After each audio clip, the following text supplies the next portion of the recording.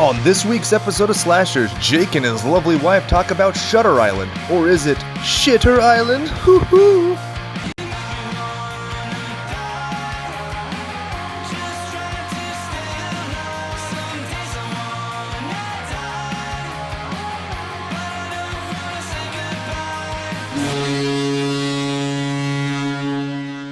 Someone is missing. Brian, Chad, Jim, but not my lovely wife. This is Slashers, a podcast about movies and more for those who love horror. My name is Jake, and with me for my entire life, for now and forevermore until death do us part, is my lovely co-host and wife, Sierra. How are you this evening? I'm great. Excited to discuss this interesting movie. Interesting. Not good, but interesting. I think that's very fair. So you've stepped in last minute. It seems that Jim has a squirty butt, Brian might have the coronavirus, and Chad has better things to do. So thank you. I appreciate you. No problem, honey. The show must go on. At one point, I had toyed with just recording this episode by myself, and you were like, no, that's weird. Don't do that. And then you watched the movie with me. And just so everybody knows, I think there's going to be an inherent comparison between this movie and True Lies. Reason being, you and I were halfway through True Lies when we realized that none of the other co-hosts were going to be available for this week, so we abruptly stopped watching True Lies and started watching this movie. So, yeah, I'm going to say I'm probably a bigger fan of True Lies than this movie. What about you? From what I saw of True Lies, yeah. For sure. It reminds me of our dynamic a little bit. Like, if you were going to do a striptease that was choreographed by James Cameron, I'm pretty sure you'd fall down midway through, right? Oh, for sure. It was awesome. Yeah, I think I connected a little too closely with that character. And I feel like we both know I'm like rugged and super masculine and no? Oh, my Austrian accent. For sure. Yeah, okay, thank you. I feel like I identify pretty much with the Governator. So when it comes to this film, I had actually had the esteemed pleasure of reading the Dennis Lehane novel this time around. The first time I saw this movie, I had not. And let me tell you, you know how they're always like, the book's better than the movie. Yeah, that's an expression because it's true. And this book is better than the movie, not by like an incredibly large margin, but we'll get into it. Would you like the two little tidbits of trivia I found on this film? Sure. So Shutter Island is an anagram of both truths and lies or truths denials. I would say that for this movie, I guess denials would be more appropriate, right? It's not just a river in Egypt or a gay bar off the 57 freeway, am I right? I think that, yeah, I don't know. I that's interesting. I don't think that anyone just, off the street would be like, oh yeah, did you know? Yeah. That this is an anagram? Well, I'd give this way more credence if I had heard this from Dennis Lehane, but he did not say it. It was just trivia I found online. And so I was like, if the writer who's doing all the things with the riddles and the, cryptography in it had said it, I'm like, okay, that makes sense. Or maybe if that was like the tagline, like something more over or said or just said. Yeah. Like some manic patient is like, nothing here but truths and lies. Something. I like that. A wild-eyed. Yeah. And then the other bit of trivia I found is kind of a sad one. It's the only partnership of Martin Scorsese and Leonardo DiCaprio that failed to receive any Oscar nominations, which would, of course, include Gangs of New York, The Aviator, The Departed, and The Wolf of Wall Street. All of those were nominated for Best Picture. This did not. Would you like to get into the stabtistics for this week? I'm ready. So the budget for this movie was $80 million. Ooh. You know what they could have done? Just given all of that money to the good Mr. Lehane and had him just write more books.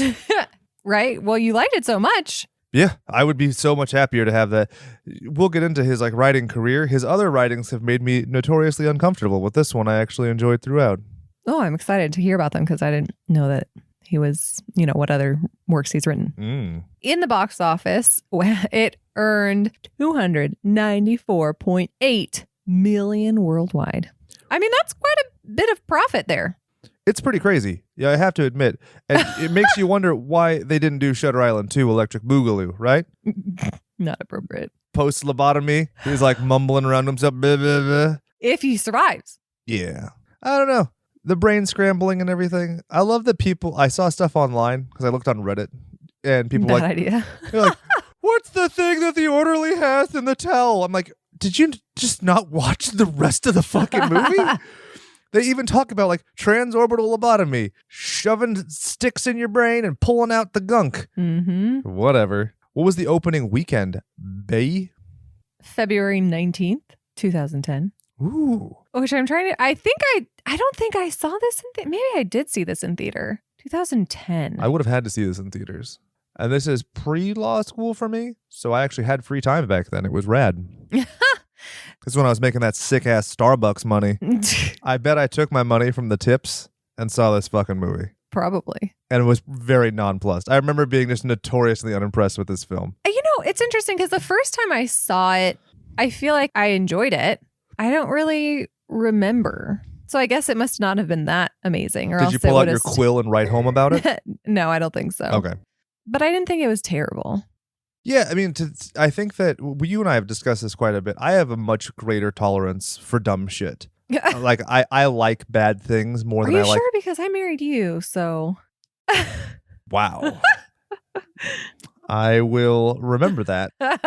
Just like I will forever remember when you got me on April Fool's Day by putting a rubber band around the sprayer hose thing for the sink, which is why we don't have one of those anymore. That's right. Yes. I don't think I've forgotten about it. I will have my vengeance. I learned something very great from my property professor. He famously said, "I'm not even till I'm ahead. And I will get you back with interest." Because that was 3 years ago. No, I feel like that was getting you back for the time that you stuck your finger inside the random. Aw, you're explaining it. I would just love people to have the ongoing mystery for the rest of the show. When you stuck your finger in blank. Yeah. Well, you could always edit it to stop it. No. I'm a true journalist and an artiste. I never edit anything out, and we always speak perfectly with no ums, uhs, delays, or having to Google and cite our sources. But the incident to which my lovely wife is referring, we had an apartment together. Yes. And this was your first time living on your own, so you were already on edge. Yeah. And there was just a pipe in the bathroom. Yep. Sticking out of the wall. And we had no idea. Yeah. It was up high enough to where it was just weird. Didn't seem that there was any like fluid in it. It looked like there was some dust in there. So we were both in the bathroom facing the mirror, and I shoved my finger in it, and my finger, my whole arm is outstretched overhead, and I go, "Ah!" And you just about turned stark white. I mean, it was the scariest thing you've ever endured, short of watching the Babadook and hearing that kid screaming. Probably, for sure. And so I feel like we're even. No. What? I said I'm not even till I'm ahead. Okay, but You just said even. I need to be ahead. Mm-hmm. Ooh. So the movie was originally supposed to come out in October of 2009, but then there are a few different reasons why it says that this changed. Some people said they were trying to get it groomed for, like, this is the award season. Other people said that like cats. Yeah. Oh, wow. Razzies, maybe. Leonardo DiCaprio was unable to do international marketing for the movie, blah, blah, blah, blah, blah. So instead, it comes out in February. Do you like to use the R, or do you not? Okay. So February 5th was Frozen, which we all know how that played out. Yeah, Chad knows better than anybody because both of his daughters are obsessed with that. Meanwhile, we lucked out with the kid who likes Monsters, Inc., Labyrinth, and now apparently Dark Crystal. Like, she was hypnotized by that movie, and you were like, "Mama's bored. Let's put on Muppet Treasure Island." Which I can't complain. A much better movie. What? I'll say different. It's less ambitious. Okay, let's talk about the originality of taking a Robert Louis Stevenson what? It book. reminded me, Dark Crystal, just of the short bit that I saw. It reminded me of, gosh, I'm not going to remember the name right now. Well, what's the movie with the blue people? Avatar? Yeah. That's offensive. Well, it did. Don't say things you can't take back. If you are kidding me it would right have been now. blue, same movie. No, Fern Gully, yes. Fern Gully's the same movie. Fern Gully is the same thing as Avatar as well. Yes, that's what I'm saying. Okay, this movie, Dark Crystal, has no ponytail fucking. It has no military industrial complex. There are no white people. You know why? Because there's no people. Like I'm saying, the 5 minutes well, you should I saw. You should have a greater sample size before making a hurtful statement like that. I will never forgive you. And I will never watch that movie really through. Well, how am I ever going to find the time and effort to watch the stupid Netflix version if I don't? Because I'm not going to watch that in my car while I'm driving 80 miles an hour. But anyway, we're getting off topic. Sorry. That's okay. February 12th, the week before, was The Wolfman. The ill-fated Rick Baker, so Benicio del Toro and Anthony Hopkins. Remember, it was just bad. Kind of like this. It was like, eh. And then the week, and then the week after was The Crazies. And then have you ever heard of Defendor? No. Have you ever heard of Super with Rainn Wilson? No. So they're the same movie where some guy who's arguably autistic pretends to be a superhero. This guy's just more violent. It's weird, but Woody Harrelson's kind of charming in it. So that's basically the competition. It's kind of no wonder that with the name brands that you have in this, that this movie did better than all those. Well, except for Frozen. Right. I was like, I don't know. Yeah, Frozen kicked this movie's ass. Yeah. Worldwide. And I'll remind you that Frozen got a sequel and Shutter Island didn't. Oh, sorry. Well, I feel like that's probably for the best. I don't know. I really think that this exact same movie, a shot-for-shot remake where Leonardo DiCaprio is just like drooling on himself, would be pretty great. Well, he only acts on with one note anyway, so it'd probably be pretty drives easy me crazy for him to do that. How do people say he's so good? It drives me fucking crazy. This squinty-eyed bullshit acting every movie, every time. Well, that's what I was like thinking back. Before we even started recording this, I started thinking like, okay, what other movies is he in where I'm just like, yeah, he was great in that. The only movie where I thought he showed any sort of emotion was Wolf of Wall Street. Yeah, that was the most comedic one. So I think that required some acting and some good timing and stuff.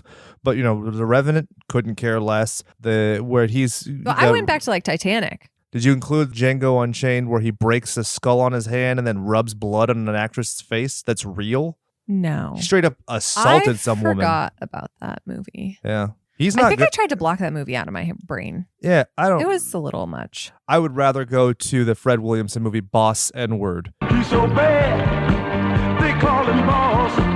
He's a boss nigga. For those of you who know what I'm talking about, Fred Williamson, who was in From Dusk Till Dawn, he was in the original Inglourious Bastards. It's really weird that Quentin Tarantino basically did a remake / alteration to Boss N-Word and made Django Unchained, and then Fred Williamson didn't get any kind of credit or a cameo. I'm not going to throw shade, but Quentin, you done dirty.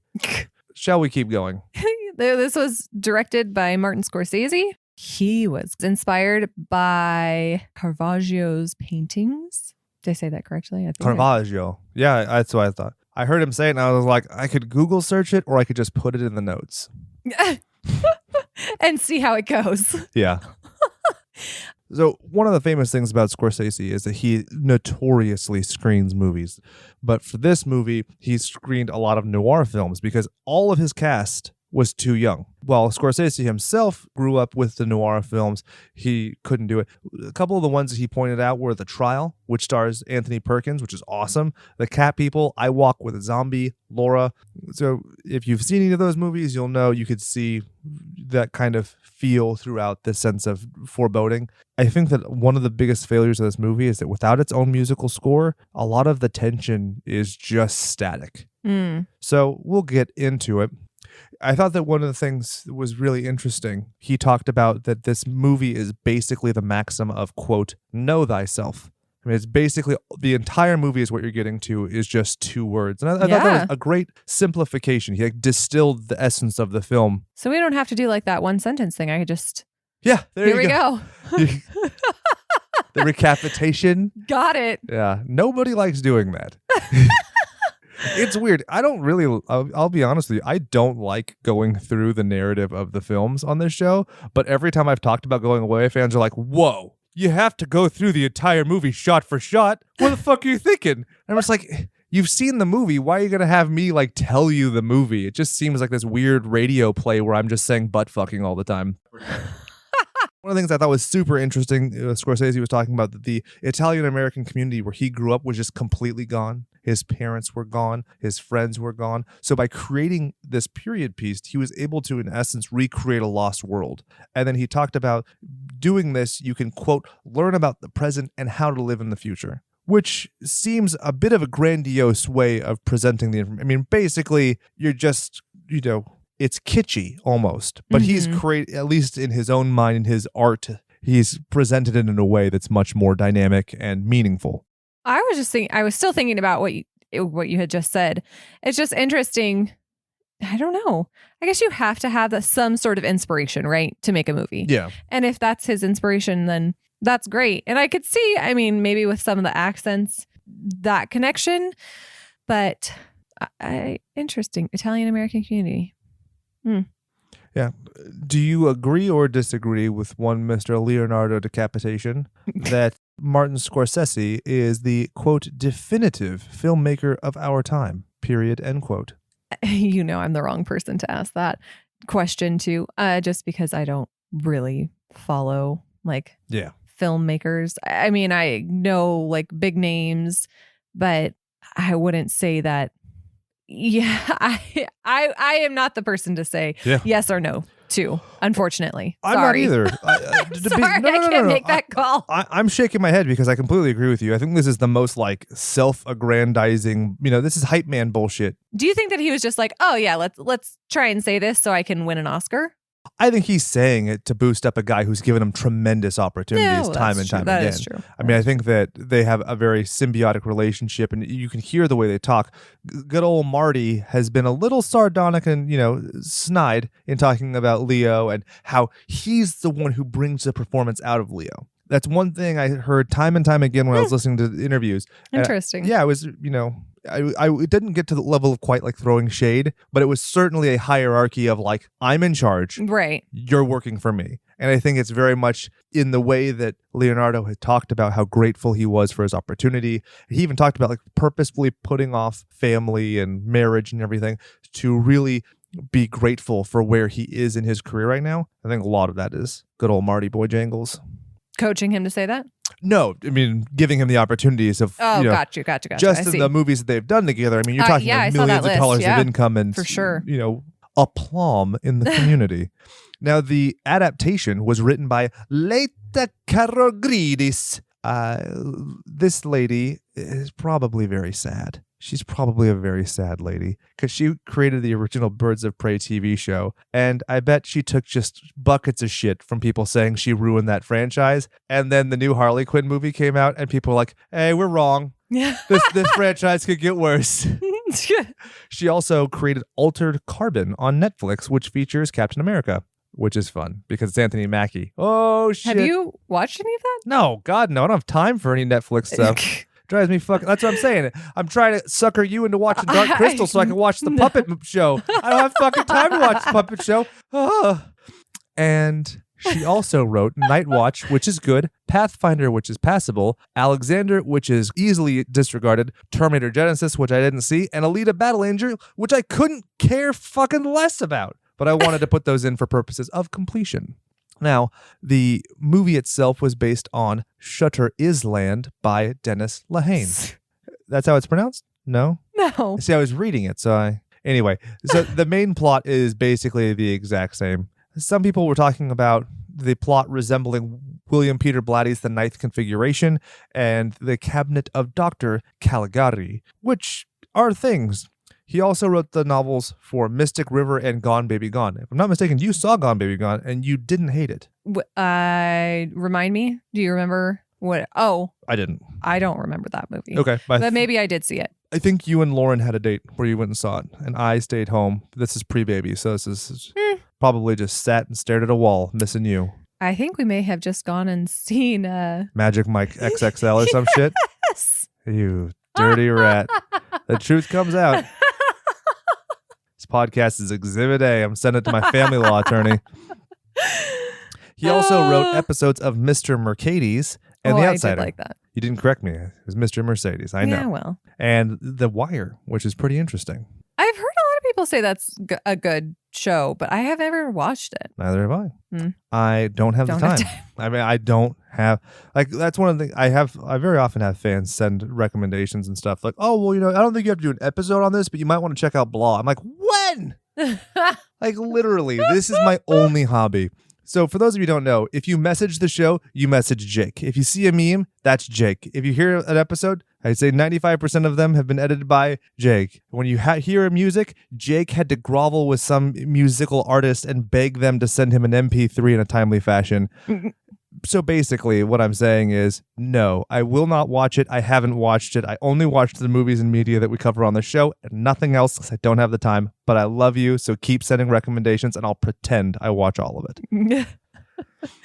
So he acted as himself in an episode of a show I think you are very fond of. I love Castle. Do you remember this episode? Who is the playing it? He played himself, Dennis Lehane. Does that name sound familiar to you at all? Well, moving on. As a writer? Yeah. Yeah, it does actually. There we go. That seems perfect. Now, let me ask you a legitimate question. If we replaced Leonardo Decapitated with Nathan Fillion, is this a better movie? For me, yes. Fuck yeah. I think it'd be great. Because if he's supposed to be crazy and carrying around a plastic badge, it makes sense to ham it up at least a little bit. Instead of just being furtive and angry the entire movie. Like, he starts off like somebody called his mom a and he's just like, hey. And it's like, what is happening? Right? Did you assume that the badge was plastic? I'm sorry. I got stuck on that. It specifically is. They even say it in the book and the movie. Did they say that? Mm-hmm. I just was thinking back to when they first arrived on the island and he's like, oh, I've never seen one of those badges before. Because it's fake. I know, but he was also. Well, because they're all smarmy. I mean, so a lot of people give extra credit to it. They're like, oh, well, the guards are super defensive at the beginning because you find out that he's been an insane person the whole time. It's like, yeah, that's the whole movie. Like, that's literally the thing. And they don't believe that he can be fixed. Do you think the guards believe that? No, that's the thing. That's the point. Right. Is that it's, outcome determinative where they're like, yeah, you're going to have your little game. Right. You're going to waste our fucking time. Right. You're going to waste all of our resources. This guy needs to be lobotomized. And also, you have to think about it. If it's the security staff, right, they're the ones who are being injured by this fucking guy. So, c'est la vie, as they say. So Lehane talked to Larry King and talked about how he doesn't think about the cinematic adaptation of his works until after he's done. And he was talking about how it makes sense to think that way. And people often will say, oh, author X is such a cinematic writer. Oh, Shakespeare is a cinematic writer. And he's like, yeah, because all of cinema comes from the written page. So he said, quote, we predate cinema, which is very simple. And again, I always love those little distilled truths. If you wanted to try and write for movies, you would just be a screenwriter. Yeah, exactly. Or not a novelist. Yeah. Or you'd be doing adaptation. It's also odd, because the way that media is adapted. I mean, think of how many writers complain about their scripts being bastardized or this or that. So many things are improv. I mean, I'll never forget the writer-directors of Zombieland, the first one, saying that Bill Murray didn't do a single line of their dialogue, but the movie was all the better for it. Because that was such a refreshing thing to hear, because so many people are so married to their work. Yeah. I mean, it is truly a symbiotic relationship. Well, you have to trust the people that you work with. I mean, you chose them, right? When they do choose them, you usually see that much greater esteem with one another. Right. When a studio buys a project and sells that's it, true. People end up getting a little embittered. So Lehane actually wanted to be a journalist and actually studied it in grad school. And then he said, quote, I don't like facts. So he started making his own up, which I thought was a pretty fun justification for becoming a writer. When I read that, I was like, oh, this is going to be interesting. I don't know where Jake's going to go with this because this is what he does for a living. So this must just be a joke about himself. Kind of, because I really love journalism. It's just the idea, like, I hate the sensationalism that you have to have in order to make a living at it. So I didn't do that. I sold my soul in other ways. Which we appreciate. One of my favorite quotes ever in my entire life was when he said the only thing a bachelor's degree in creative writing qualifies you for is a master's degree in creative writing. It's the truth. That I feel like that's most degrees now. Yeah. Then you have people who are like, well, if there's free public education, everybody's going to be college educated. Doesn't mean anything. That's the way it is, except now you don't have people with the burden of trillions of dollars of student loan debt. That's right. I still worked at Starbucks, even though I had a teaching credential, a substitute credential, and a bachelor's degree. So are you saying you're better than me? No, I'm not saying that at all. No. I'm saying this is to the royal you. Oh, gotcha. The people who are making the sassy remarks. One of my favorite arguments I've heard about erasing student loan debt was like, oh, well, I paid my student loan, so you're basically slapping myself in the face. And this gal was like, oh, well, my grandmother died of cancer, so if you cure cancer, then you're ruining the fact that she died for cancer. I was like, ooh, that's a good point. A harsh truthism. Quote, I think some of my favorite characters are some of my worst people, which I think is a very interesting thing when you look at this film and you kind of see the twist of it. We'll get into it, obviously. I think that there's a lot to be said there. What's interesting about the way Daniels is presented is that it's not simply, oh, you just killed your wife. It's other things. It's the lying to himself. It's hurting people on a personal one-to-one level, which I think is almost harder because you actually see his people suffer in both the book and the movie. One of the things that I thought was really interesting in the Larry King interview that I watched, Larry King kind of didn't really snub James Patterson, but was like, does that qualify as writing? Because this is a guy who puts out fucking 50 books a year, right? Right. And one of the things that I thought was beautiful is Lehane was like, yeah, it does count. And also, because he keeps the publishers in business, you have small-time writers who might never have had their opportunity to make a living off their writing, being able to do so. That's a great point. Yeah. I don't think a lot of people think about that, but it's true. Exactly. The fact that those stupid reality TV shows that are on with the Real Housewives and everything, I think they're disgusting and abhorrent, but I'll never shake a stick at the idea that because they do their stupid, hyperbolic nonsense bullshit on TV, that the company that's advertising on there, like your Coca-Cola's factory people, have jobs because of those hoity-toity broads with their bleached buttholes. You're not going to laugh anything for bleached buttholes? No. Really? Man. Hey. I mean, maybe if you had guys sitting around you, that might be a funny joke, but this is just the fact of life. Yeah.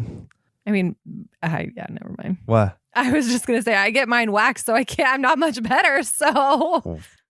Well, I appreciate it. If my butthole wasn't off limits, I would probably get it waxed for you, baby. Thank you. You're welcome. Yeah, we're devolving into madness. One of the things that was really interesting was Lehane talked about he directed a film version of his first novel on a budget of $28,000 and said that he, quote, ruined myself financially and, quote, it never saw the light of day. Aww. I was good enough, but I didn't love it. You have to love it. Wow. All right?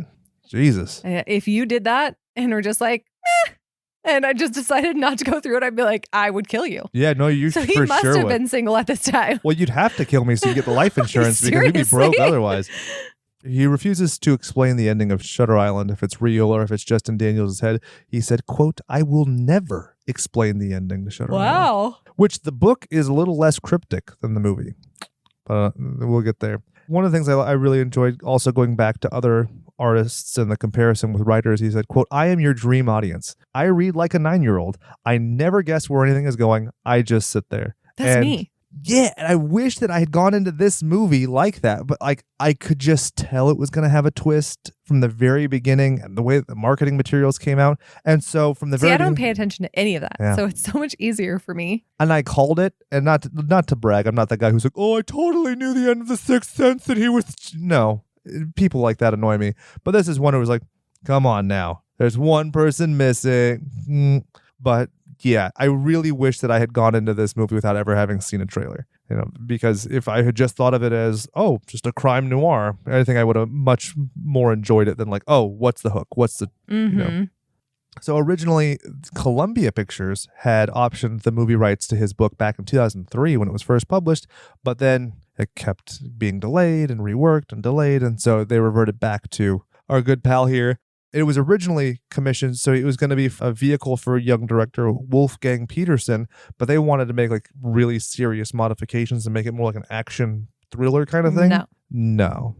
I'm not a fan necessarily of the finished product, but it would be super dumb if there were more explosions. Yeah, way worse. The one explosion in the movie is still a little questionable, right? The car where it's like, that's weird. Why did that happen? Like, we'll get into it. It's just, there's so many logical gaps.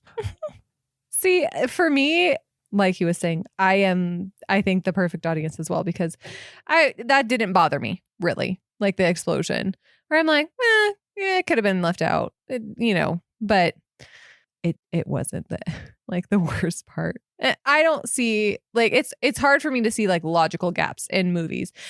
Not that I can't. It's not hard for me to see them. It's just I tend to ignore them. You choose where not to, I'm just meh, that doesn't really make sense. But you propel it along, right? Yeah, you're not going to sit and gripe about it.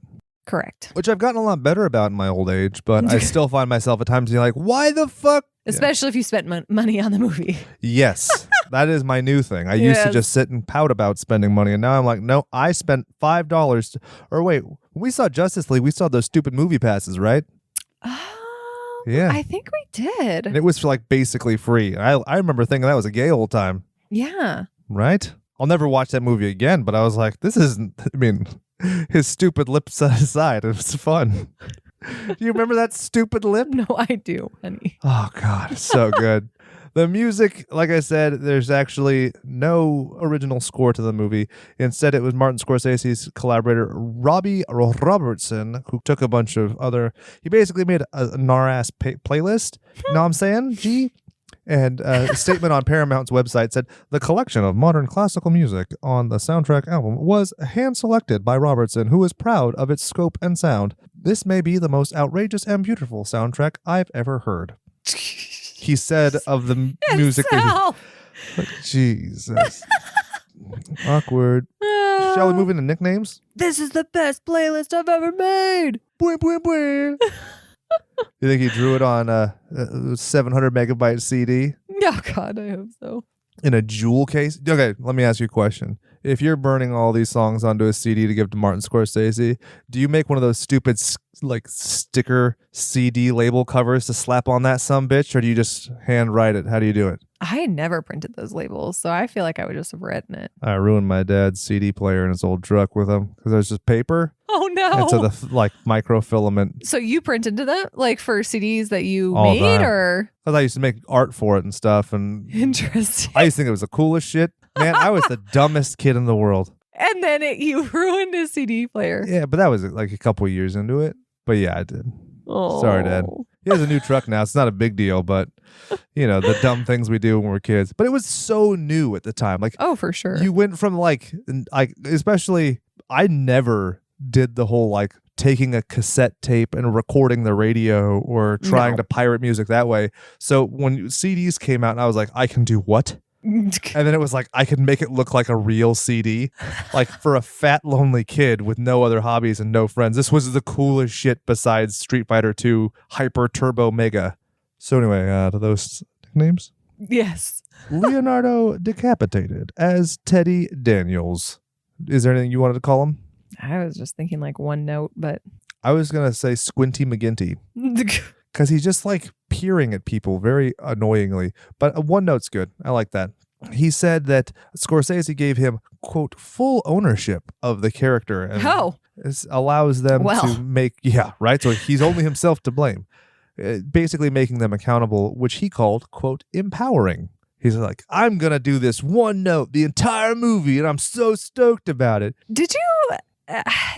I forget while we're watching the movie, if you mentioned that he studied for this role, or not studied, but Well, there were some screenings beyond just thrillers. One of them was the Titty Cut Follies, which sounds super fun to say, but it's actually a documentary from, I think it was 1961, where it was basically showing the conditions of asylums of that time. And there were a couple of things that went to a darker place, which actually lends to the fact that he said that he went to, quote, emotional depths I wasn't really prepared for. I'm like, you yelled at everyone and then cried. The crying I thought was fine.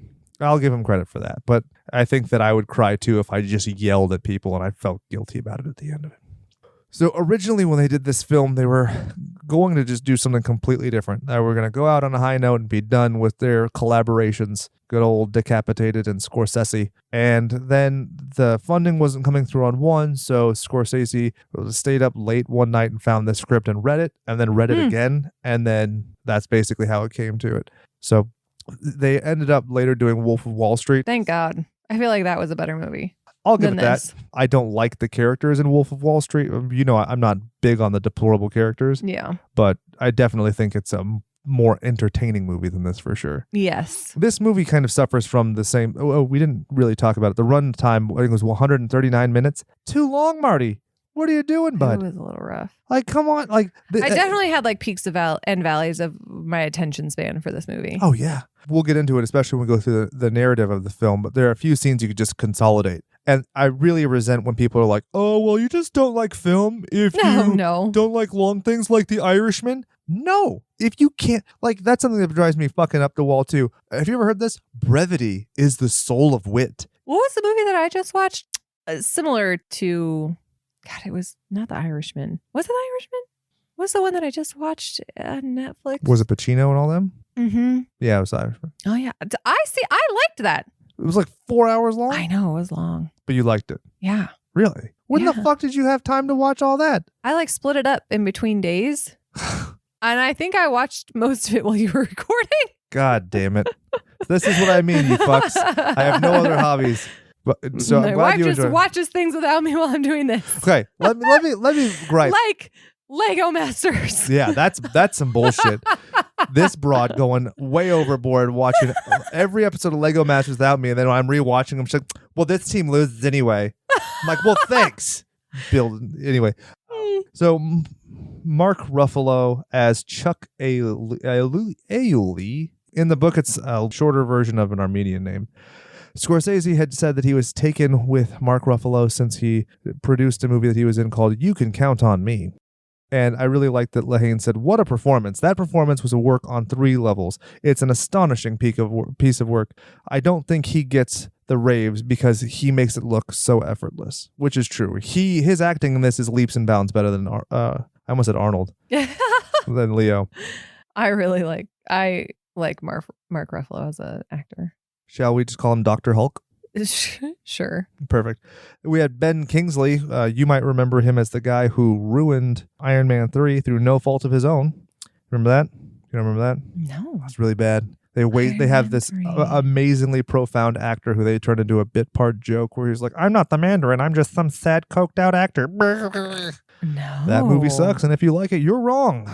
That's so interesting. I don't remember that at all. Yeah, he actually talked about having a psychiatrist on the set so that they had, a certain degree of accuracy as to what would be custom practice now and then, and interesting in terms of monitoring symptomology and everything, which I thought was really good. Yeah, if you have the resources to spend $80 million, what's it to spend less than $1 million to have a person on set to actually make sure that what you're doing makes sense? Legit. He talked about how he always learns a lesson in every movie. And what he learned in this one was to create a character who didn't sentimentalize a single word or gesture. Ben or who? Ben. So yeah. Everything he does is incredibly clinical. Everything, while almost piteous when it comes to the way he talks to Daniels, he never says anything. He never overdoes it. You could tell he's invested. But right. The way that he was subdued and restrained, it was just masterful. The scene in the lighthouse is awesome. And it's so, I don't know, he is, everybody besides Leonardo DiCaprio is great in this. Yeah. Oh, this is also the actor, you might recall, looked exactly like the waiter from the Tepon restaurant we went to. We were in Palm Springs. So much so that I asked Oscar, excited. I was like, hey, has anybody ever said you look at Ben Kingsley? He's like, yes, I get that quite a lot. And I was like, right on. Yep. I'm just glad you know who he was. I was just thinking that it was smart of them to have a psychiatrist on set just because I feel like mental health is already stigmatized. Yep. So I could imagine, someone who has never seen a therapist or never thought about seeing a therapist watching this and be like, look, this is exactly why I shouldn't do it. Or look, this is exactly, just creating some excuse, which I am sure people do anyway. Absolutely. It's very important to acknowledge the fact that people have incredible predispositions when it comes to the way that mental health is perceived. Mm-hmm. If you say you're taking a sick day, whatever, you say you're taking a mental health day, and people have to just probe and prod and pry. And right. At the very least for sensitivities, if you want to take it that way, or you could just talk about like being accurate. Mm-hmm. So, great point. We then move on to Max von Sydow. Did we decide on a nickname for him? Oh,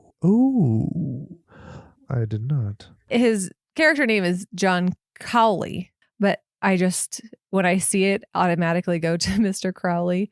Mr. Crowley! I was thinking Gandhi, but Mr. Crowley sounds excellent to me. And I hopefully don't bore everybody by singing that exact same thing 1,000 times. Basically, nobody else is going to be getting nicknames because they really don't matter. Because it seems like every other character in this is only in it for one blurb. But I want to address some of these amazing actors. Max von Sydow as Dr. Jeremiah Naehring. Dude has had a career that is just masterful. His work speaks for itself. And I really like that he said that the work of Martin Scorsese was, quote, iconic. That, I think, is true. Inarguably, his work is iconic. Mm-hmm. To say that he's the definitive filmmaker of our generation? No, he's not. But we'll move on. You have to have a certain degree of... No, I'm not going to be that guy. Michelle Williams as Dolores Chanel. She was fine. Emily Mortimer as Rachel Solando 1. I thought was amazing because she's the one who revealed to me that this film was released as Ashcliffe in England. Did you know that? No, but I like that name too. Do you like it better than Shutter Island? No. Yeah, it doesn't have any good anagrams in it, so it's probably right. You know, I don't know. I like Shutter Island because it gives hints to, you know, like kind of what this movie is about. Ashcliffe is, while it is the name of the institution, it just doesn't have that sense of like suspense. It's for me. Very British. Yeah. Look, oh Phil, you gotta say it like this. Ashcliffe Penitentiary Asylum. That's not the name though. That's what it is. Ashcliffe Penitentiary Asylum. Pip pip. She was on this one show doing press for this movie, and she was talking about how she finds very often when she's having conversations with people or conducting herself in public, she has a fear that she's going to say or do something wildly inappropriate. And then she said, quote, I spend my whole life afraid to go mad, but when I have to go mad, I find it very difficult. In referring to the scene where she's basically bound and held by everybody after she has her interview with Leo. Right. Very interesting. Patricia Clarkson was Rachel Solando 2. She's great. Also great. Yep. Easy A. I mean, her career is very fun. Jackie Earle Haley, who you might recall was Rorschach and Watchmen. He played Freddy in the Nightmare on Elm Street remake in 2010, so my condolences goes out to his pride. He was also in Maniac Cop 3, so some serious credit on our show. Ted Levine as the warden, Buffalo Bill, who likes to skin his humps. He was in The Hills Have Eyes 2006, and this is a movie we kind of have to acknowledge in some way on this show. The Mangler with Robert Englund. What's The Mangler, you say? Oh, it's just a movie where a laundry folding machine is possessed by a demon and kills people. Have you seen this? No, I want to so bad. You know, if it wasn't for the fact that all of our downloads just fall off of a cliff if I do anything even remotely obscure, I would definitely do this. But I digress. John Carroll Lynch, who you might recall as the transvestite brother of Drew Carey on The Drew Carey Show, was Deputy Warden McPherson. He was in Zodiac, The Gothica, and American Horror Story. Elias Codius as Andrew Laetus. He was in Prophecy. He was in David Cronenberg's Crash, not the other one that was awful. And he is my favorite maniac to ever wear a hockey mask on film. Do you know what I'm talking about? Yes, I do. Okay, what is it? Say it. It was the Ninja Turtles. Wow. Give me a second. I'll give you a hint. I was wearing... No, I know. What? I know who it is. I just can't remember the name right now. I'll give you a hint. Your mom and I were talking about this at coffee, and because I said the name of this character, a guy came up who was like, I heard you say blank. I love the Grateful Dead too. I've never missed a show. I blah, blah, and just talked to us for 5 minutes. And I was like, I didn't have the heart to say, I have no idea what the fuck you're talking about, brother. I can't. Casey Jones. Okay, thank you. Gungala. Yeah. He was in Ninja Turtles 1 and 3, not 2. Woo. And the last person I want to talk about was Robin Bartlett as Bridget Kearns. She's delightful. Shall you do the recapitation this week? You already said it. Do you want me to just say those 2 words, or is that actually... You want me to go into it? I would say... Just trust your heart. Know thyself. Just, yes. Gotcha. A man suffering from... What would you say? Delusions? Yeah. Plays out his psychological fantasy. That sounds sexual. I'm sorry. I didn't say sexual fantasy. I know, but it just sounds like it, right? Fantasy. Plays out his fantasy while a bunch of people watch. While his psychiatrist is hoping that he will come to terms with what he's done in order to help save him from himself. As we go into the play-by-play, I'd like to point out a lot of people talk about this film when there's water in the shot, it's real. If it's fire, it's made up. So we'll get into it. There are certain degrees to where that's true. There's some that just odd. Film starts. We got our boys heading to the toilet. Blah, throwing up. Gets out on the boat. And everything, we were talking about this as we watched this. It's weird. This shot, like this whole boat sequence there's moments where it looks amazing and real and But vivid. the water is real. And so they're on a boat? Yes. Weird, right? On the water. Yeah. So they do arrive via boat. Interesting. Yeah. So the idea, I guess, is that he ferries out, then ferries back in. That logistic didn't make sense to me. So it looks great and terrible. Yeah. Within like a blink of every eye. And one thing I wanted to point out with the editing on this film, I couldn't find if this was purposeful or if this is just bad editing, but you will see so often when it jumps from shot to shot, people have a different expression. People are in the middle of a gesture. It's just weird. This is me being a 9-year-old in an audience that I just don't notice those things. It's so disjointing. It was literally to the point where I thought it's a purposeful. I may have noticed it like once and I thought like, oh, that's probably just my mind. No, or maybe I just wasn't paying attention. It's super. I don't know. Yeah, it's super like throughout, and to the point where I was like, "Is this meant to show that people are being duplicitous with him in the sense that like what they're doing and what he's perceiving are disjointed?" I don't know. Yeah, hopefully it was purposeful, but if not, maybe they just left it in and be like, "Yeah, people are just going to assume this is like his psychotic break." Yeah, which I think that I would love to see this movie redone. And through no fault of his own, Scorsese, he's not ambitious in that way. He's not going to do something that's unnerving or weird or whatever. He's very linear in storytelling. He does what he does very well. That's not my thesis of this, but it's just there is no illusion until the very end, right? That Teddy is crazy. I actually would have really enjoyed if the twist was that he was so psychotic that all this happened in one room. Like where the group therapy session was, and you see like a stack of pillows, and that's what he thinks the cliff is. Take it to an even further level than to just be like, oh yeah, we just let some paranoid, schizophrenic, delusional who's attacking people just run around. But see, I feel like I appreciated like the effort of the psychologist to like let his fantasy play out, in hopes that this would fix it. I appreciate going beyond, I guess, the typical treatment. Well, as an educator, I mean, you could attest that for yourself too. Right. Like, you could just say, okay, well, here are your standards, go away. But to actually put like passion into what you do and have it be a gamble. Like imagine if every kid who you helped, right, if they didn't get it, you were just done teaching that way. Obviously, this is a bit of exaggeration of that, but I think it still stands. As they arrive at the island, they pull up, get on shore, where it's Sassafras. They show up and they get asked for their badges. Everybody's really hostile. And this is what I mean. From this moment on, Leo he's even hostile when it comes to Mark Ruffalo in the beginning. He's like, see you, my partner, huh? My partner, huh? That accent gets a little thick. Well, and I feel like it falls in and out very often. Does. But it's just very interesting. So then in this, he's like, a little agitated, huh? And the guy's like, yeah, well, we have a fucking hurricane coming in, you psycho asshole. Sit in the back and shut up. But now it kind of makes sense why the boat guy was just like, let's get you off this boat. I want to go. Yeah, right? Like, I don't want a crazy person on my boat. You know what liability this is? I'm going to have to take out another line of insurance, you fuckhead. When they're talking, you also get the backstory that Teddy's wife allegedly died in a fire 5 years ago. And what is really interesting, that seems like such a deeply personal thing for him to get into, but Chuck is obviously buttering him up because this is so rehearsed that he's like, yeah, right, get to the point of it. Right. Which I think is very interesting because especially if you died, I would not use that as an icebreaker.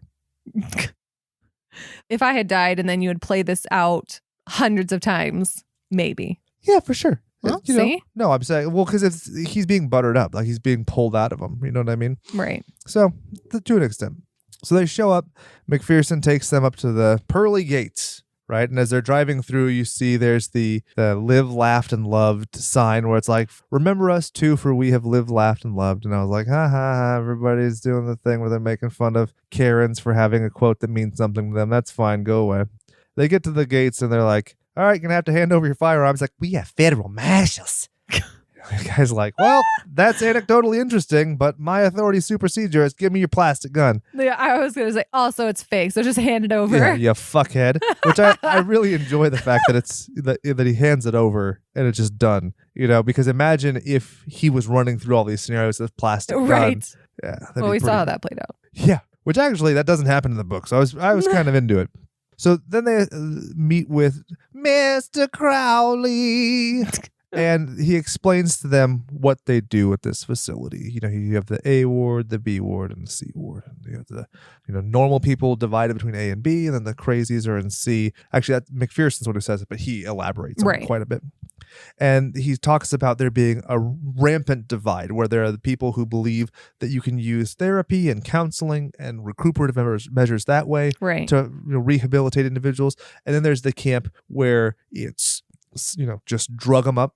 And then there's the camp on the other side, which is let's just take a scalpel to them and be done with it. Right. Basically, we're going to warehouse these people. And as a former educator, as you're an educator, I mean, I have seen the warehousing, and it's disgusting. That is still like a very simple custom and practice, a blend of the two, where we just drug them up, we put them in a room until they're not our problem anymore, and we release them into the wild. Yeah. Like I said, like I appreciate what did we say his name was? Mr. Crowley. Oh, yeah. Sorry. Is trying to do, because if we continued on the same path, right, nothing would be fixed. Yeah. Progress takes those failures. Absolutely. And that ambition to fail and try and do things. It's absolutely crazy to think of what people used to do and what used to happen. Maybe that's what he was doing with Leo. Just keep on trying. Well, he even talks about 9 months ago they had a breakthrough and then he completely reverted. One thing I thought was I just meant Scorsese with like continuing to have him in his film.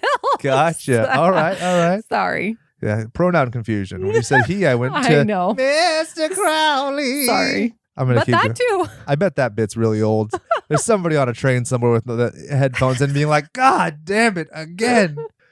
So anyway, Mr. Crowley looks at Leo when he says, like with his kind of deep, like probing eyes, when he talks about how people used to be like drowned in their treatments, which that was He's like, hey, this is going to happen to you if you don't shape up. Well, no, I took it to be like this look of sympathy, like drowning. Does that mean anything to you? Wink, wink. I just feel like maybe it was a clue like, hey, these are the types of therapies that we could use. Instead, we're letting you have this plastic badge day around, fucking field trip, walking around punching people.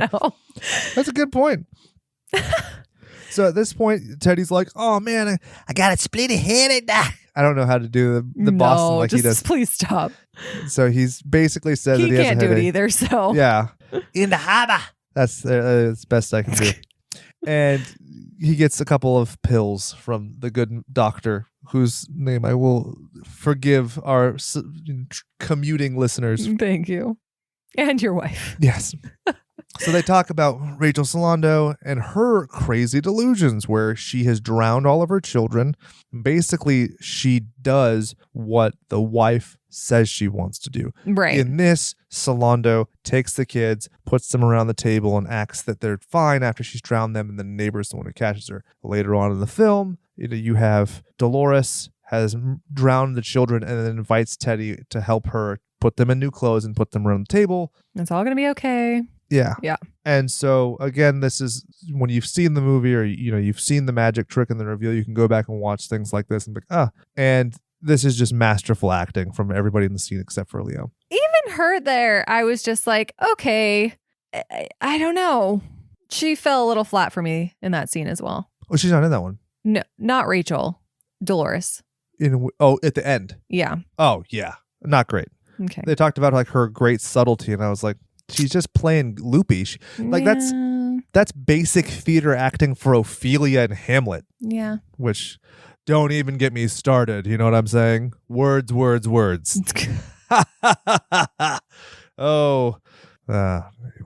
So they tour the rest of the island, continue to talk about everything, and one of the things that's interesting, there's like a sewage treatment plant, and it's got electrical fencing all around it. So they're already like, what the fuck is happening here? Mm-hmm. You find out the whole place used to be a fort. You end up traveling throughout and seeing everything is just a bit odd. They find Rachel's room that's been abandoned. Somehow she got out. Mm-hmm. Like a wisp of smoke. And I love that Chuck is like, oh yeah, she took magic fairy dust invisibility powder and just disappeared. Clearly he hasn't read the Harry Potter franchise. But he's the one who's like, hey, she doesn't have shoes, so she's probably dead somewhere because it would hurt your feet. And they find... Or she didn't get far. Yeah. They find the little note, which is the rule of 4, who is 67? And from there on, that's the riddle of the whole movie. Mm-hmm. You really... Who cares about Rachel? He only wants to find Rachel at that point so he can find out who 67 is. And you find out that both of that is completely tangential to him finding Andrew Laetus because he believes that Andrew Laetus killed his wife. Right. Which is true. Yeah. Spoiler alert, that's exactly what happened. They're talking about the group's therapy session that she had the night before. They talk about Dr. Sheehan. Instantaneously, Leo's suspicious of Sheehan because he's gone. Right. And they're like, what the fuck? You just let him go? And they're like, well, you had a much needed vacation and he's like a super credible doctor. And I think it's super cute because like, he's is the credible doctor right there. And one thing that's really interesting that I even took a note of, the nurse furtively looks at Mark Ruffalo after she mentions Sheehan, which I thought was it's very well done. I did not catch that, but yeah. I don't think like I remembered this whole movie. It had been a long time since I had seen it the first time, and so those subtleties I didn't catch, but I bet if I watched it again. For sure. But do you have another 139 minutes to... No. Ain't gonna happen. I only watched it again because you were watching it. Yeah, exactly. As a favor. Yeah. The time that we're recording this is probably the time I would have gotten laid this week. So thanks, Brian, Chad, and Jim. You really did me a favor here. But I'm glad to spend time with you in any capacity, clothes on or off, my love. So then they have the series of dream sequences where Teddy's flashing back to World War II. You have the very visceral shot of the Nazi on the floor with blood hemorrhaging out of his face and the gun next to him. Later on, he explains that the Nazi had actually tried to kill himself and botched it, and they just let him die. Yeah, for sure. This is my favorite stuff in the book as well. Basically, they're establishing that he has some serious post-traumatic stress that he's dealing with. And then to go straight from that to a life of law enforcement back here, because he talks about, and they show it in the movie, they're just murdering Nazis. Mm-hmm. They're not giving them quarter. They're not giving them trial. They're standing them up and they're murdering them. And that's what it is. He said it's justifiable, but it's still murder. And I kind of wish that they had that. I mean, if you're talking about this being a character study and this being a masterclass of acting, he needs to reconcile that on screen, right? He needs to talk about what he's doing and how that affects him. Because that, if not for that trauma, you don't get to the trauma with Dolores, right? It's because he's an alcoholic who completely anesthetizes himself to his wife's misgivings, his wife's shortcomings. Psychosis. Exactly. If not for that, he's able to help her. And so to just kind of glance over it, I think it's a pretty big shortcoming in the film, even though the imagery itself is amazing. Yeah, I was like, I don't know if it's not addressed. I mean, maybe not directly, but they do show those scenes over and over and over again, which I feel like does show post-traumatic stress. Yeah. And not, obviously, they don't say like, you have post-traumatic stress, from this incident, but I think that it is addressed. Implicitly, but that's what I'm talking about. Like, I'm not giving him any credit. If this is just a movie, it's fine. But if you're talking about this being like his piece de resistance, like he needs to have that moment where he reconciles the two. I think I don't think that is. Yeah, I don't know. Because I'm not saying he needs a monologue or a soliloquy where he talks about it. I'm just saying he needs to reconcile that. Like it needs to show more than just him gasping from a dream. You see what I'm saying? I guess I'm giving it because in the novel he's aware of it. He acknowledges what he went through. He acknowledges that it's trauma and stress, and because you have the benefit of his thoughts more so than you do in the movie. So that's my rant. It's interesting, because I didn't read the book, but I liked how it was laid out, and it's I think that honestly, even if he hadn't had those traumatic things happen during the war, I still think having your wife do something like that would cause as much. Oh, yeah. I'm saying that like that compounds obviously what happens to him after she does it.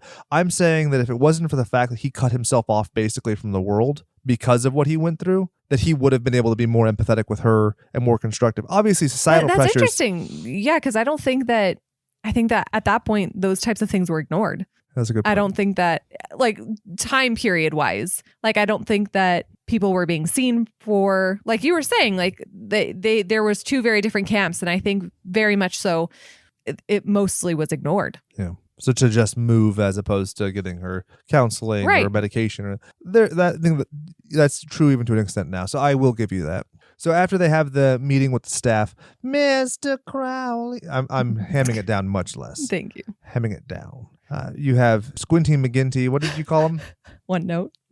And Dr. Hulk get taken to his casa, and they get to meet with Max von Sydow, and he talks about them being violent men, which again is a very nice distinction, because he says, I'm not saying that you are men of violence, I'm saying that you are violent men, which I think is an interesting distinction, especially when you have to reconcile it with what you find out Andrew Laetus is at the end of the book, or end of the movie. Then you have the interviews, which I think are pretty great. There's a really great subtlety when they're interviewing Bridget Kearns. She mimics drinking a glass of water, right? So that's when they bring her the water. She mimics it. There's nothing in her hand. And then when she does put it down, it's the opposite hand of what she's mimicking. So she was holding a fake glass with her right hand, then actually puts down a glass with her left hand. And one of the things people have taken that to mean is that is Leo's manifestation, where he is so refusing to accept reality, the idea of somebody putting water to their mouth, he can't see it. People can drink alcohol and it doesn't bother him apparently, but the water is a different story. Yeah, that's interesting. I did notice that. And maybe that's what I noticed in the scene, like how you were saying, like, oh, some things were cut weird. And I think that was one of the things where I was just like, no, that's weird, but I also just assumed, like, oh, they're trying to show, like, the psychosis of these patients. Yeah. So, yeah. One great thing I noticed was when the first time they mentioned the lobotomy, Mark Ruffalo's character is staring at the back of Teddy's head, like basically boring holes into him. Little things like that. I did see there was some argument that Teddy never lights his own cigarettes, the idea being that he, as a mental patient, wouldn't be allowed anything flammable, but then how does he blow up a car? Yeah. And then also the argument is that the scene where he's talking to Noyce, he's lighting him that up with matches every time, but it doesn't matter because none of that ever happened, according to the theorem, that because it's fire, it's all a manifestation, and it's his mind reconciling the things that he's actually seeing, which it's just kind of weird, because if he has imagined that, then why is there a transcript of it later? Oh, that's interesting. See what I mean? But then, is it that there's really a transcript of it later, or is it that his delusion is there? Is it that his medication-induced delusion is there? These are the questions you get into. You can keep extrapolating, but I like to think... Which makes psychological thrillers interesting, because you can just, continue guessing as to what it really means, or if that really did happen, or, like... What's the other movie that this is mistaken for? Memento? Yes, but the dream one? Inception. Yes. I had completely juxtaposed those endings, and I was like, oh, this kid's died in 2 movies? Wait, no. Yeah. So, with those types of movies, you just keep on like, did this happen? What does this mean? Is this, so it makes these movies interesting, which I think is why the first time I liked it, I was like, oh, yeah, that's, I could see why playing back and forth with, Yeah, when we get into it, the one sentence difference, I think I actually give a little bit more credence to the ending of the movie than the book. And there's the interview where when he's yelling at the dude who's like, she wanted to see my thick ass dick, he yells at him about Andrew Laetus. You can see that the next scene where the nurse is talking to him, she has a syringe pointed directly at him, which is supposed to be like, calm it down, Teddy dog. I'm going to inject you and calm me the fuck down. That's interesting, but also like protecting herself, because obviously she knows that he's crazy. Yes. And that, like, I can't believe they're asking me. I don't get paid enough for this guy to be injuring me. So basically, yeah. Right? Work I don't comp, know. baby.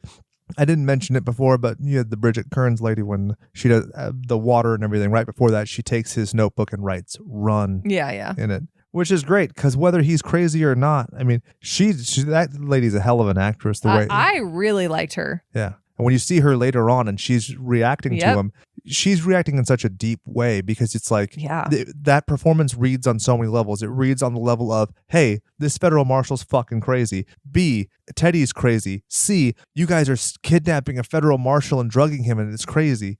Yeah, she's awesome. So then they leave the grounds and they just decide to hike around. They end up going to the cemetery and they're listening during a crazy storm. Yeah. And they end up going into this little mausoleum and they just shooting the shit before the doors rip open. And then you have the guy outside and he's like, federal marshals, get in the car. And they're like, huh, how convenient. How did they find us? It's so weird. But you get this whole thing where he elaborates on Laetus and talks about the Nazi experiments going on here. And you get this talk of the senator and Noyce escaping and then Noyce being sent back to jail for stabbing people after he's been, relieved of his duties here. He has this huge scar across his face.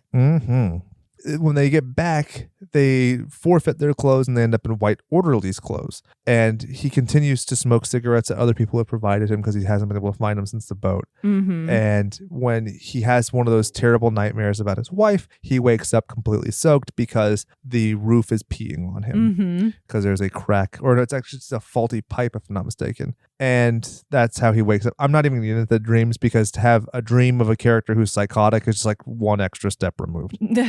They meet at Mr. Crowley's office and they argue about the investigation. And then this is where Teddy starts to have his migraine. They give him some medication and he's KTFO and he comes waking up later. The next day, it's kind of chaotic. You find out that he's basically slept through the worst of the storm. The backup generators have failed. And then this gives... is a second dream, you mean? Yeah. He and Chuck have the opportunity to go to building C, and they pretend to be orderlies. That's where they get separated. Yeah. Yeah. And so in this, you have... It's Teddy, who's the violent one, beating the ever-loving piss out of the patient. In the book, it's another guy, and he's actually the voice of reason, which is kind of odd. But this definitely drills the point home that he is the dangerous one. Interesting. You have Chuck going off, Dr. Hulk does whatever, and the one note keeps going through, and he ends up finding Mr. Noyce. And Noyce has been jacked up. His face illuminated with one matchstick at a time, and he has this back and forth with Leo where he's like, you did this. Literally. And some of the word choices here are very nice. And it's a good scene. Basically the gist of it is, I was out and then you kept asking fucking questions and then I got sent back here and I'm going to die here and I'm been beaten and I'm hurt and I'm crazy and there's nothing anybody's going to do for me. And this is where one note's like, I'm going to save you. And the guy's like, no, you're not. You're the one literally doing these things. This is where Noyce is like, have you ever worked with your partner before? Have you ever seen him before? Let me ask you a question. You smoked any of their cigarettes? You take any of their pills? You drink their coffee? And this is where he starts to think, oh shit, like I'm crazy. Like I have been drugged. I am not myself. He goes and he meets up with Chuck and then he says they find Rachel and then they do an interview. They're talking and then Rachel starts talking to him as if he is her husband. Right. In the book, he touches her hair. And then as he's like kind of tripping later, he looks at his thumbs and they have these black smudges on it. And he realizes that she is actually a nurse who dyed her hair for that scene. Interesting. Yeah, which I would have liked something with that. But obviously that's just taking more time in a movie that I thought was kind of bloated. But so she realized, like something about it, she realizes like, you're not my husband. Like, why are you lying to me? And then they drug her. Yeah.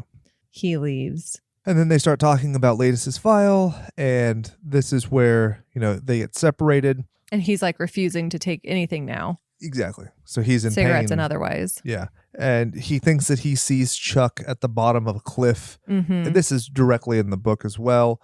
He ends up finding the note. Same thing in the novel, you actually find out that Dr. Sheehan is watching him from the cliff. He was going down to try and get that piece of paper too, and actually almost ruins the whole thing because he was just going to leave the note in the road so that Teddy would find it along the way. So then it blew away. Yeah, and that's why exactly. he was trying to get it. Yeah, and so he's trying to get it, and as he's trying to get it, it's one of those kind of funny thing where they kind of acknowledge, like, this is a lot of happenstance to be going on. Right. Like, a lot of it's so crazy. That's what I mean, like, the idea that it all happens in one room and he's so delusional. I like that better because it's so much goes right for these doctors. You know what I mean? Even with a fucking hurricane. Yep. So while he's down there, he ends up going into a cave and finding the real Rachel Sydow. Rachel too. And what does she tell him? That she's been hiding, Mm-hmm. and she goes from cave to cave during the day, and like Is she super smart? she is. Because she's a doctor at the facility. I remember that. Oh, yeah. She's talking about how she used to be one of them, and then she starts to Oh, and then voice they it. called her psychotic. Mm-hmm. And then once that happens, there's no going back. And she starts to address that he's having symptoms that are caused by medication, which you later find out are withdrawals from medication. Right.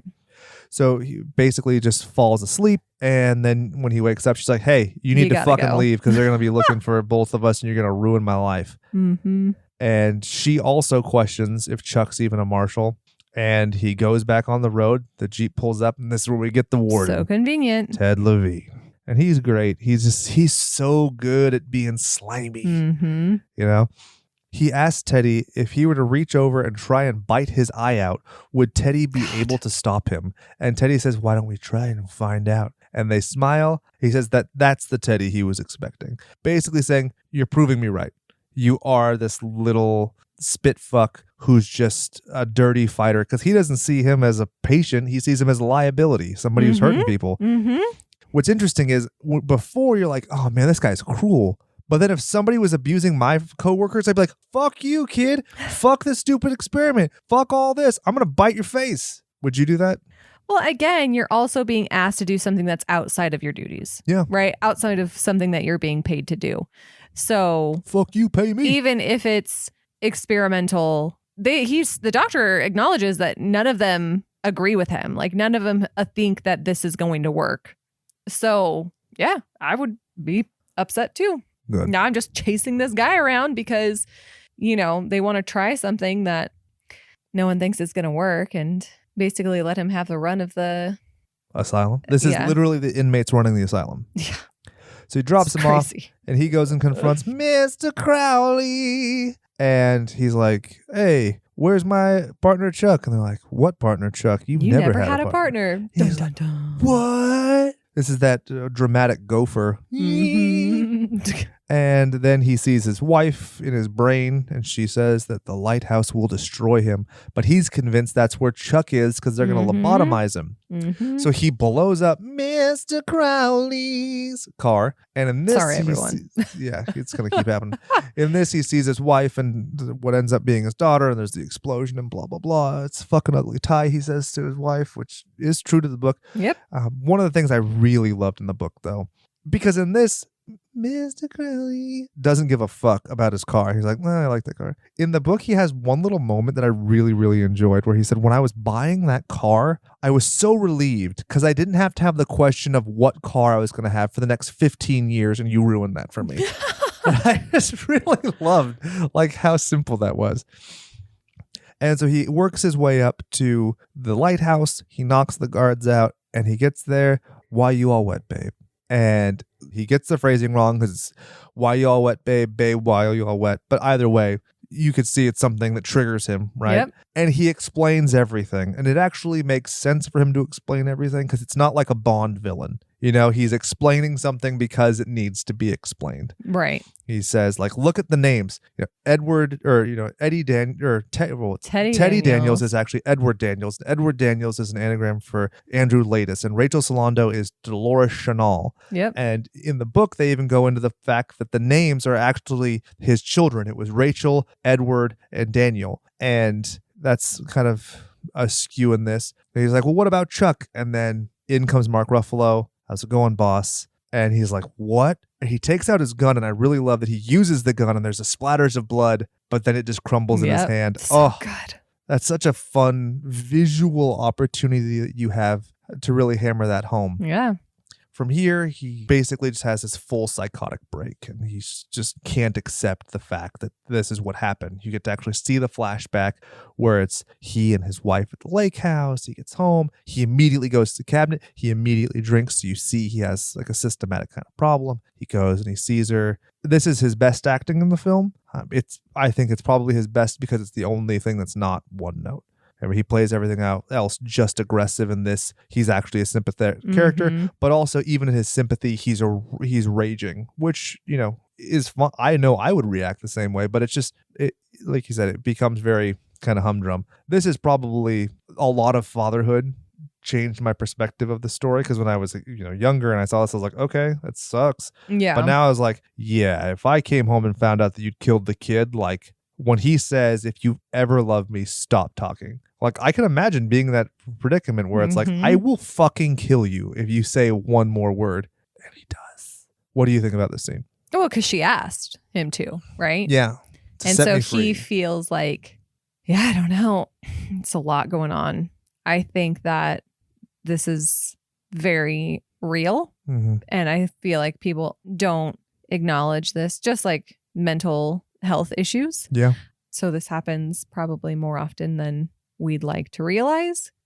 But I don't know. I feel like his acting, it's hard to know how you would react in that situation. So I feel like him going out into the lake, very plausible, like him trying to resuscitate them, like knowing that's not going to work, but you're just so desperate to try and, you know, help them in any way, you know, and then he kills his wife because he feels like he's putting her out of her misery and he should have helped her sooner. Yeah. You know, and then he blames himself basically for killing his kids because he should have addressed his wife's mental health before that. It's all very interesting and very reasonable why he would have a mental break. Yeah. And not want to acknowledge that that had happened or he had done those things. And yeah, I can't imagine being in that situation. I've only had one major tragedy in my life where I was like, that happens to other people. Like, that doesn't happen to us. That happens to, you know, X person. That happens to this person who has, you know, this person basically put themselves in that tragic situation. And to truly be a victim, and then also like you have that enigma of like what you could have done in a hypothetical scenario that you can never change is awful. The setting of this scene is really well executed.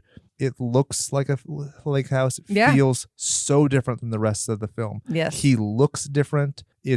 I really would be interested to see when they filmed this in relation to the rest of the film, just to see what physical kind of toll it took. Because by this point, that you have the immediate juxtaposition of him being like this mangled Smeagol type character who's like fidgeting in the lighthouse versus this guy who seems, you know, a little weary, but not bad. Right. And then he's, you know, writhing in pain, basically, both emotional and, I guess, emotionally and psychiatrically.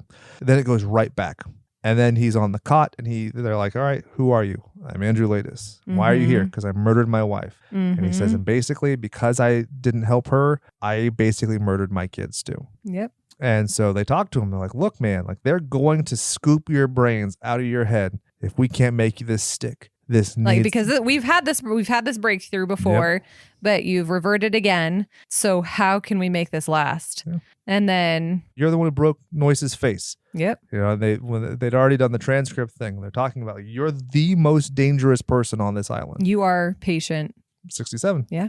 You've been trained and you're murderous, and like we cannot have you here. I cannot defend you. And then they're also basically saying, and you're basically our test, you're the pilot program. Right. If this doesn't work for you, I can't try this with anybody else. Yeah. So you need to make it stick. So he goes off. And then the next scene is him sitting on the steps, and it's like a beautiful day. New day. And I love this scene in the book, the way it leads up, because he talks about like the air is sweeter, the sounds are fuller, the tobacco that he's smoking is even sweeter and more flavorful, right? You got Sheehan who comes up and they're talking. And he's like, so how's it going? He's like, we got to figure out a way to get off this island, Chuck. And he looks over and just shakes his head. The orderly comes and they have the lobotomy stuff. What's different between the movie and the book is in the movie he asks one very simple question, is it, which would be worse, to live as a monster or to die as a good man? And when he asks that, he has this kind of squinty look, squinty McGinty, obviously, and he walks off. And Sheehan calls after him, and then he keeps going. That implies he knows what's happening. Yep. He is lucid, and he'd rather fucking die than have to deal with this, what he's become. Yeah. Well, and also having to live like knowing that you killed your wife, you know, like knowing daily that you did that. Like, because that's what he was trying to avoid in the first place, is acknowledging that happened. Exactly. Right. So now that they've had this breakthrough, now that he's aware, wouldn't you just rather not think about it? Of course. So I thought that was a great scene. Yeah, the ending of the book is when you have Sheehan who says, we're too smart for him, which obviously has some of the same evocative nature, but this is very clearly an enigma. And I think that's the best part of the whole movie, is just that one bit. Sometimes you hear like those horror stories in one sentence or in 3 words or whatever. Like, this is a whole mystery in 3 lines, only because you've built off of everything else. But I think that's an awesome way to end the movie. And there we go. That was Shutter Island. Well, and it's so interesting too, that because now he knows, okay, if I relive this fantasy or pretend to relive this fantasy, the whole program fails. Like, they don't get to do this again. So now he's not only making that decision for himself. I thought that was an interesting part. Like, do you think that he considered that? Or do you think that he was just like, I just can't live with this reality. I'd rather just... That's a tough one, because if he is doing that, he's not sympathetic to the people who have tried to help him, but also he doesn't care. This is his one reprieve. This is the one way he gets out of this hell he's built for himself. Right. So it's a very difficult scenario to be in. I really enjoy that riddle. And I mean, with a sentence, it left me asking way more questions than the book did, through no fault of either. So I got to ask you, babe, is this a classic, a trashic, or a tragic? I would say trashic, probably. I could see that. Inarguably, it's a well-executed movie to an extent. It's just not great. Like, this is a solid C of a movie. You know, this is your standard. This is like a 7 out of 10 movie. This is not going to win any awards. This isn't going to change anybody's life, but it is competent and it is fine. Yeah. And I think that it's kind of unfairly maligned because Scorsese's other works are so good and they're so highly accredited. So, yeah, I was leaning on calling it a classic. I think I might be supplementing a bit with the book, because I know when I saw it the first time, I probably would have called this tragic. So in either event, it's not enough to top any of our reigning champions. So free pass. So would like to mention on the air, we have basically stagnated when it comes to our downloads. We aren't growing at all, and we can only do that with you or by paying all of our Sultan overlords with metadata, all of the monies that we get from Patreon to advertise to give people something for free, which doesn't make much sense. So if you can, with the phone in your pocket, whether your headphones are connected to or whatever media you're doing, if you could just leave a review or comment, give a thumbs up or a thumbs down, take a screenshot of the thing that you're listening to and tag us, I'll be your best friend forever. I'm already not attached to Brian, Chad, and Jim. They're dead to me now, probably because they all have the coronavirus. So if you can, please consider doing that. You know, that means so much to us and it would help us grow. In the alternative, you can give us money on Patreon, but then we're not growing. We're just being rich, and then I slather your money all over my naked body. My wife watches, we film it, we sell it on the internet, so I make more money. That is good business sense. We also have Slammers, which is coming out weekly, which is a weekly tournament where we are pitting horror icons that we have made in WWF No Mercy on Nintendo 64 up against each other. This last week's going to be a doozy because Jake has to go up against himself because of the aforementioned coronavirus that has afflicted the rest of his co-hosts, and his wife is certainly not playing a Nintendo game. No. Yes, this will be an interesting one. And with that, I think I have plugged everything. We're on all of the social medias. If we're not, let us know where we're defective and we will get back to you. Wife, is it that time?